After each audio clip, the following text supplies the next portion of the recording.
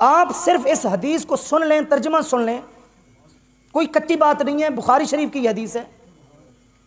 बुखारी शरीफ की पहली जेल जो दरसी मतबुआ है ना, जो हमारे दरस निज़ामी में जो नुस्खा पढ़ाया जाता है बड़े सहज का, पहली जेल सफ़ा नंबर 516 और 517 पर यह हदीस मौजूद है।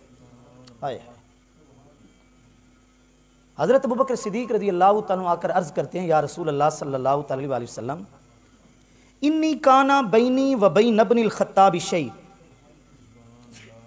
मेरे और हज़रत उमर फ़ारूक उमर बिन खत्ताब के दरमियान कुछ रंजिश हो गई है। फ़अस्रअतु इलैहि फ़नदिमतु फ़अस्अलुहु अन यग़फ़िर ली फ़अबा अलैया, मैं उस पर नादिम भी हूं, मैंने जल्दी कोशिश भी की है, मैं आगे बढ़कर मैंने उनसे माफ़ी भी मांगी है, लेकिन उमर ने मुझे माफ़ नहीं किया। हमारे दरमियान कुछ चपकुलश हो गई है और मैंने माजरत भी की है, लेकिन फ़ारूक आज़म ने अभी तक वो रंजिश दिल से ख़त्म नहीं की। आप अलैहिस्सलातु वस्सलाम ने फरमाया, 3 मरतबा फरमाया, ए अबू बकर, उसने तुझे माफ़ नहीं किया, बहरहाल अल्लाह तुझे माफ़ करे। 3 मरतबा आप अलैहिस्सलाम ने फरमाया।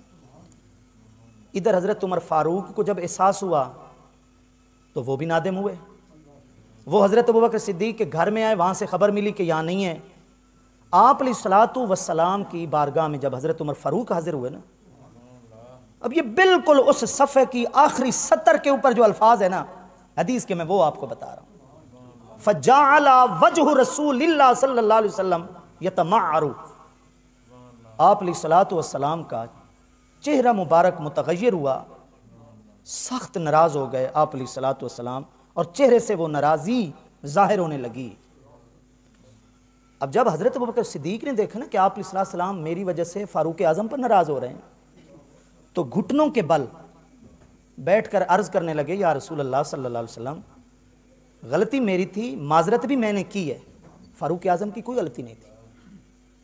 अबू बकर सिद्दीक़ न सिर्फ माजरत कर रहे हैं, अपनी गलती का एतराफ़ भी कर रहे हैं, यह बड़ापन है।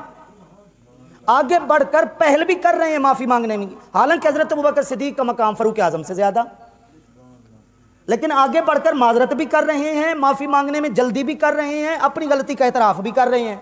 उधर हज़रत उमर फ़ारूक अलग शर्मिंदा हैं।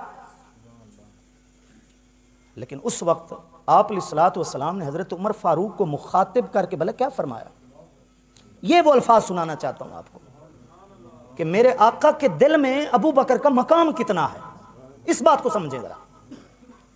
आप अलैहिस्सलाम ने फरमाया, इन्नल्लाह बअसनी इलैकुम फ़कुल्तुम कज़बता,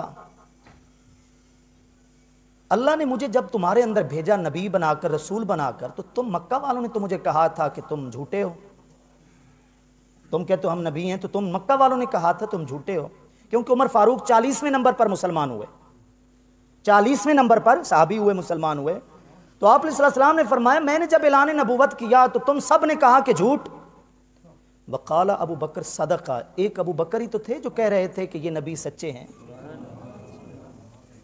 और आगे अल्फाज हैं, ववासानी बिनफ्सिही व मालिही, उस वक्त अबू बकर ही थे जिन्होंने मेरी मदद की, गमखारी की। किस चीज के साथ? अपनी जान के जरिए भी और अपने माल के जरिए भी। ये आप अलैहिस्सलातु वस्सलाम सहाबा की महफिल में उमर फारूक को मुखातिब करके अबू बकर की शान बयान कर रहे हैं और मकाम बता रहे हैं कि जब सारे लोग मक्का वाले मेरे मुखालिफ थे, मेरे साथ देने वाला अबू बकर ही तो था जिसने ना अपनी जान की परवाह की ना अपने माल की परवाह की। और फिर मेरे आका ने फरमाया, हल अंतुम तारिकू ली साहिबी, क्या तुम मेरे इस साथी और साहिब को अभी से छोड़ रहे हो? ए उमर, तुम जो मेरे साथी से नाराज हुए हो, तो वो अबू बकर जिसने इस वक्त मेरा साथ दिया, क्या तुम मेरे इस साथी को अभी से छोड़ने लगे हो? सहाबी कहते हैं, हजरत अबू दरदा कहते हैं जो इस रिवायत के रावी हैं, वो कहते हैं इस जुमले के बाद कभी किसी सहाबी ने हजरत अबू बकर को तकलीफ नहीं दी। इस जुमले के बाद कभी किसी ने हजरत अबू बकर सिद्दीक को तकलीफ नहीं दी। क्यों? आप अलैहिस्सलाम ने एक ही बार समझा दिया कि मेरे दिल में अबू बकर का मकाम कितना।